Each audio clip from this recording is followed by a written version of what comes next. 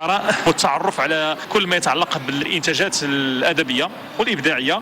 نستضيف هذا المساء أحد الكتاب الروائيين المرموقين على مستوى منطقة زرهون وأيضا بمدينة مكناس. نستضيف السي حسن إمامي بمناسبة أيضا إصدار روايتين جديدتين، الأولى موسومة بديلار شرفة الريح، فيما الرواية الثانية تحت عنوان زهرة النرجس. أيضا هي مناسبة باش نتكلموا على المشهد الثقافي، المسيرة وأيضا مسار الكتابة الروائية ونماذجها. هي أيضا فرصة للحديث مع السي إمامي حول المشاركات في مختلف المحطات الثقافية والأدبية. قبل ما ندخل في التفاصيل كنرحبوا بالسي حسن إمامي، مرحبا بكم من خلال برنامج ألوان وأوزان. السي إمامي مرحبا سي محمد، مرحبا بالمستمعين الكرام، وتحية للإذاعة الجهوية بمدينة مكناس. طبيعة الحال عملين روائيين ينضافان إلى قائمة الإبداعات والإنتاجات الإبداعية الروائية للسي حسن إمامي، ولكن لابد في البداية قبل ما نتعرفوا على مضمون هذين العملين الروائيين وقوف عند أهم المحطات، أيضا أهم المراحل التي قطعها الكاتب الروائي السي حسن إمامي، خصوصا يعني رحلة الكتابة والإبداع بشكل عام. طبعا رحلة الكتابة هي رحلة تعلم ورحلة عشق ورحلة تفاعل مع الكتاب ومع الفكر ومع المعرفة. هي رحلة معالجة مجموعة من القضايا التربوية والفكرية والنفسية والدينية وغيرها. يأتي البحث عن مراكمة إبداع جديد، وهذا الإبداع يحاول أن يواكب حاجيات الإنسان المغربي ثقافيا وتربويا ومعرفيا. هذا هو السياق العام لهذا البحث الدائم عن الكتابة والقراءة المرافقة لهذه الكتابة. أيضا لابد أننا نسلط الضوء بالرجوع شيئا ما الوراء عن سيرة ومسيرة الروائي حسن إمامي كأحد أبناء مدينة زرهون، والذي بحكم العمل يتواجد معنا هنا بالعاصمة الإسماعيلية.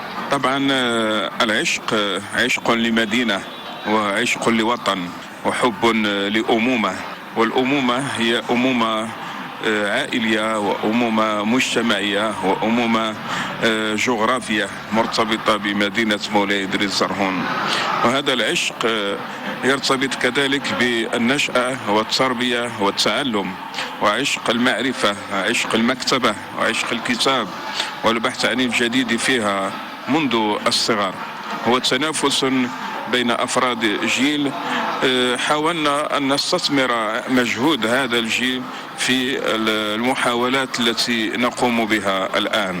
الرحلة استمرت مع الدراسة الجامعية التي فتحت عقولنا كونيا على إشكاليات كبيرة، وحاولنا معالجتها وتبادل الاجتهادات حولها. فكان تشكيل الإنسان الجديد وتشكيل الوعي الجديد ربما يكون وعيا شقيا، ولكنه وعي جميل وواعد بمستقبل للبشرية والمجتمع المغربي إن شاء الله. آخر ما جدت به التجربة الإبداعية للروائي حسن إمامي هما المؤلفين زهرة النرجس وديلار شرفة الريح. أيضا لابد أن نتكلموا على قبل تتويج هذه المسيرة الإبداعية المتميزة أهم الأعمال التي ميزت وطبعت مسيرة السي حسن إمامي. كانت البداية بكتابة المقالات وكتابة القصة القصيرة وكتابة خواطر التي تحولت إلى قصيدة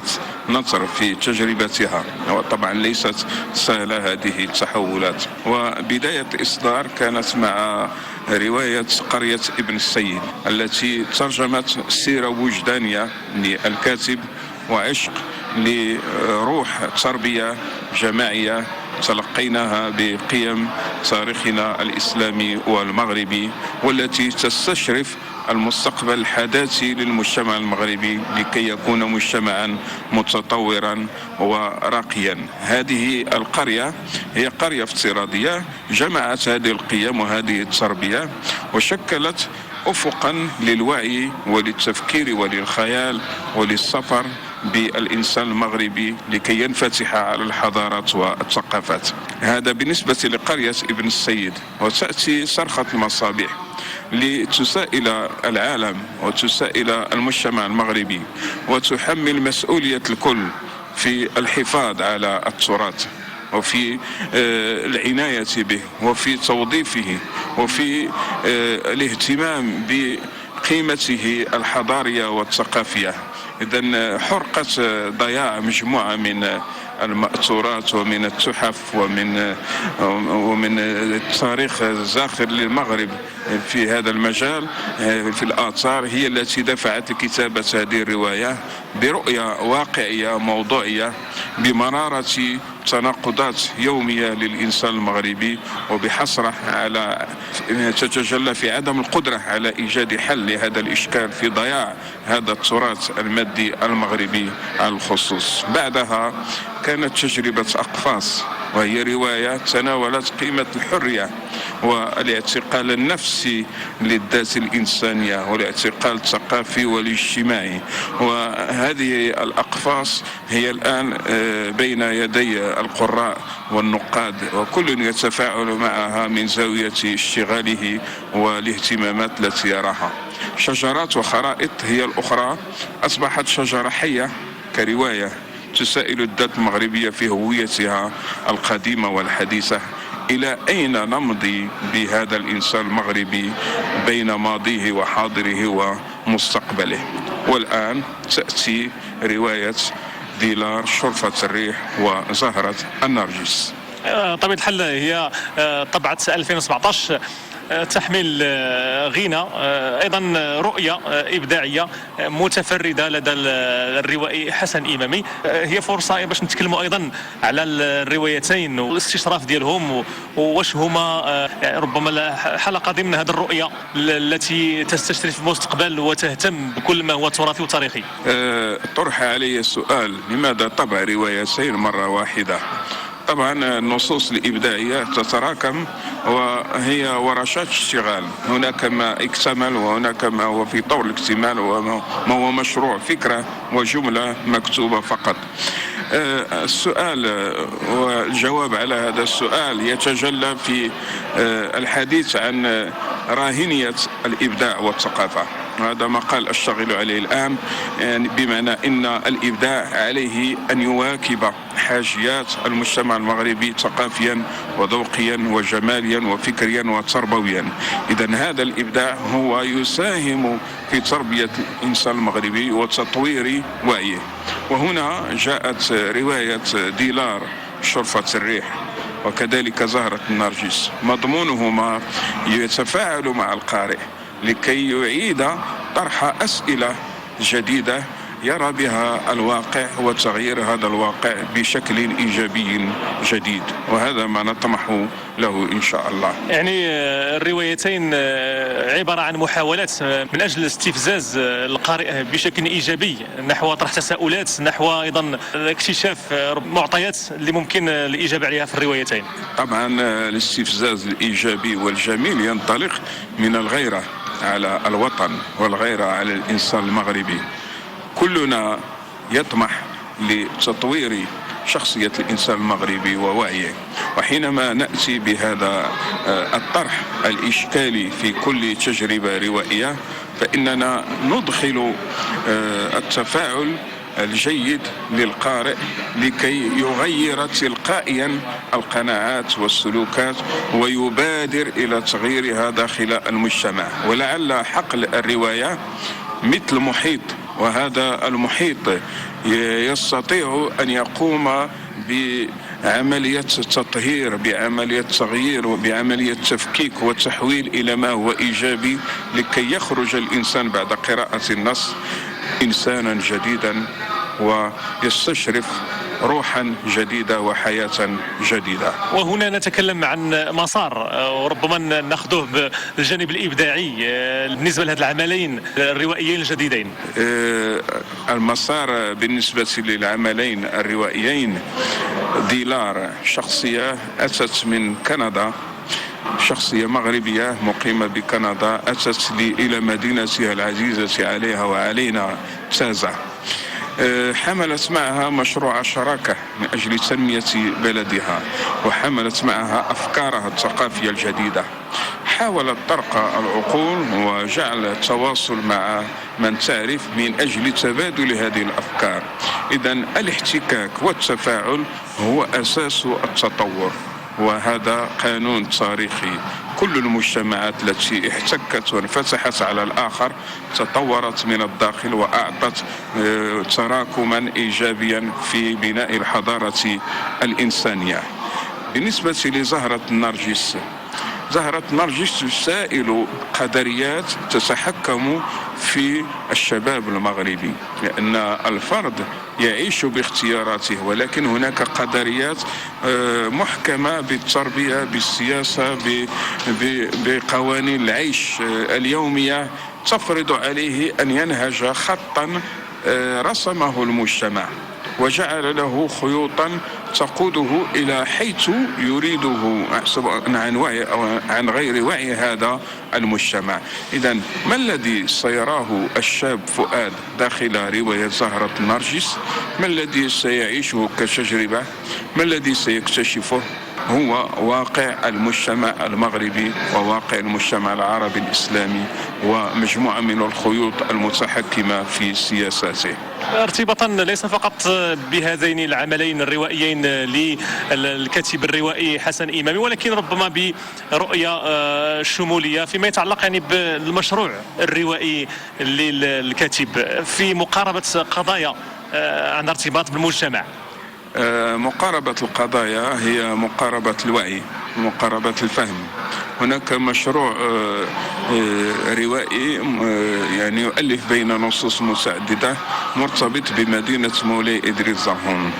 ومولاي إدريس زرهون إبداعيا تحتاج إلى هذا التتويج الذي يجعل الكتابة ملحمية بتناول الناس البسطاء، بتناول الثقافة التراثية، بتناول تاريخ المنطقة.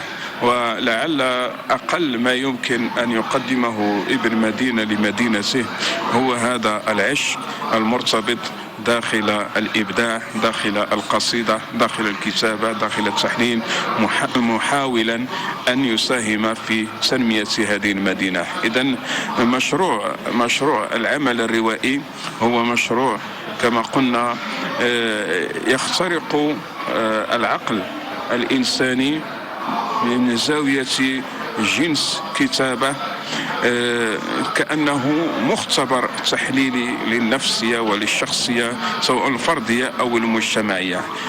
قراءة الرواية تستطيع أن تعالج مجموعة من الأمراض ومجموعة من العقد ومجموعة من النواقص. بمعنى إذا ذهبنا عند طبيب نفساني سنجد من هؤلاء وبعض الأطباء الذين يدعون إلى العلاج بالقراءة، وأجمل قراءة تكون بقراءة الرواية، والرواية الهادفة طبعا. وارتباطا بالموضوع وأيضا من أجل المصالحة، من أجل أيضا التصالح والعودة الى القراءه، وربما ليست اي قراءه ولكن القراءه الابداعيه اللي كتحاول يعني انها توضع يعني الفرد ولا القارئ يعني في كل اهتماماتها ومواضيعها. كيف يمكن يعني ربما تحفيز ولا استفزاز جميل لهذا القارئ ولا المتلقي؟ التحفيز والاستفزاز الجميل يبدأ أولا بتضحية الكاتب. كما تعلم فإننا نجتهد، والاجتهاد فيه الصواب والخطأ، ومع الاجتهاد هناك تكلفة مادية في الطبع. فالتضحية الأولى المادية من أجل هذا المجتمع وهذا الفرد، لا نبحث عن ربح أو غير ذلك. هذا جانب أول. الخطوة الثانية تتجلى في كيفية الوصول إلى القارئ وتحبيب القراءة عند هذا المتلقي. أول حقل ومشتل هو المدرسة، وعملنا طبعا شاق داخل المدرسة لأننا نحاول أن نشجع على نادي القراءة والمطالعة وانفتاح على الكتاب. وطبعا ليس هدف ذاتي محض، بحيث أنني أوجه التلاميذ إلى قراءة كتب متعددة أبتعد عن المحاولات التي أقوم بها حتى لا أكون ذاتيا في تحفيزهم على ما هو شخصي بالنسبة لي. هناك ملتقيات ثقافية وأدبية تقوم بها جمعيات، نحاول أن نتبرع بنسخ مما نكتب لكي نشجع ماديا الجمعيات ولكي نقرب هذا المنجز للقارئ في أماكن متعددة. أتحدث عن بركان، عن الدار البيضاء، عن المحمدية، عن سيدي قاسم، عن زرهون، عن مكناس، عن طنجة، إلى غير ذلك من المناطق التي يمكن أن يصل إليها هذا الكتاب. إننا نبحث عن العاشق، وكل عاشق يجد معشوقه طبعا.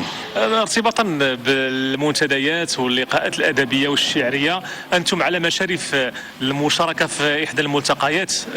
نتكلموا على مدى حضور الروائي والقاص حسن إمامي في هذه اللقاءات الأدبية التي تنظم هنا وهناك.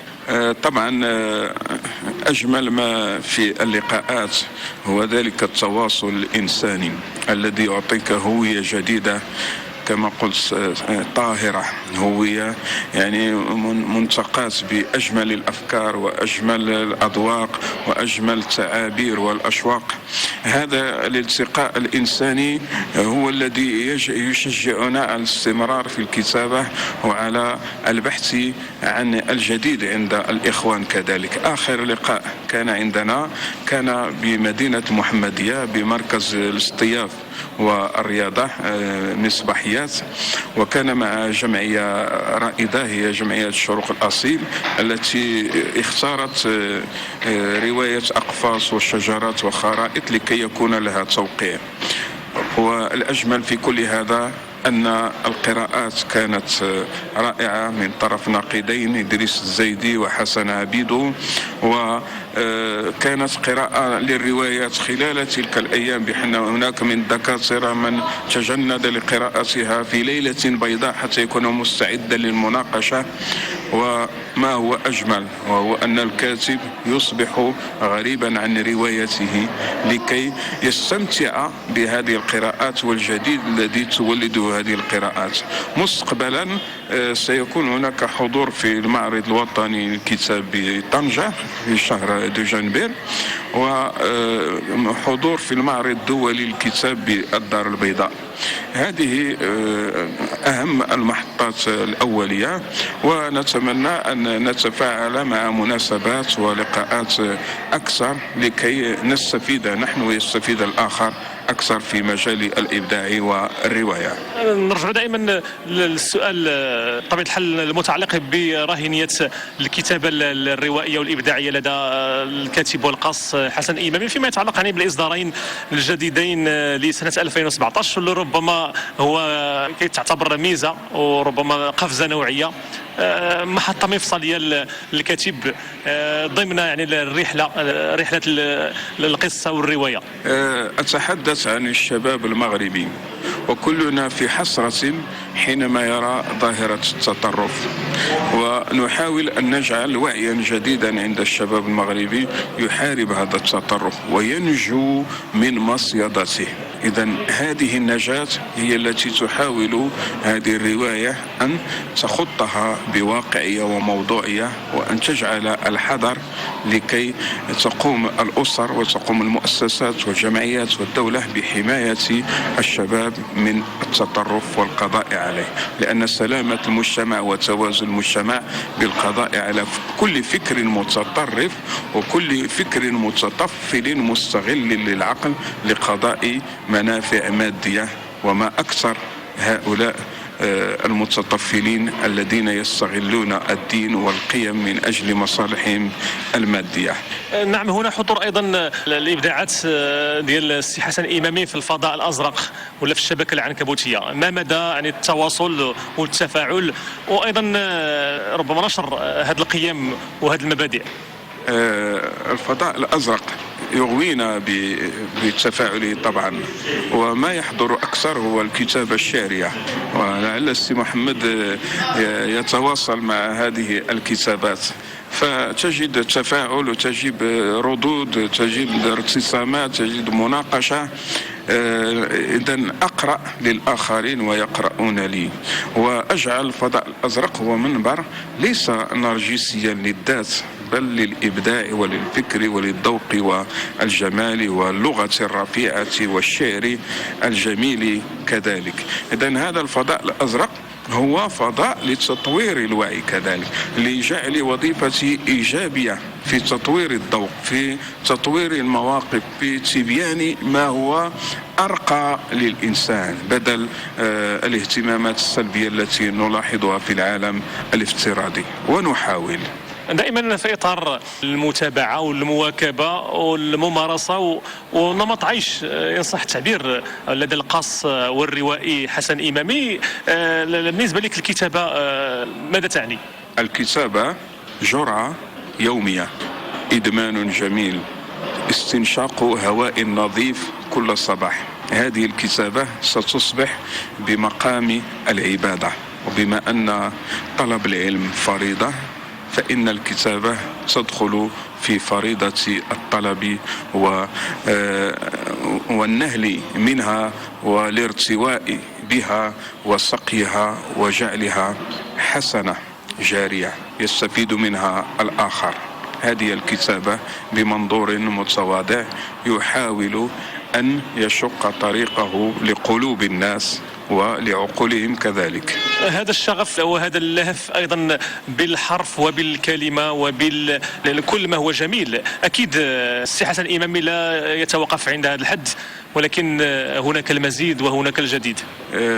الجديد طبعا هناك روايات مكتملة تنتظر صقلها ودورها، هناك مشاريع كتابات روائية، هناك نصوص شعرية يعني تحاول أن تنتظم في مشروع ديوان مستقبلي، هناك مجموعة قصصية رقصة السحاب تنتظر دورها لكي تجد تأثيثها وذكرها داخل المشروع الروائي، لأن المجموعة القصصية الأولى كانت هي مدائن الليلات، والآن مع رقص السحاب هناك تجميع لنصوص جديدة تلتقي في مضامينها، في محاولتها هذا الرقص في الكون للبحث عن حقائق جديدة، عن إنقاذ لهذه الإنسانية في المستقبل.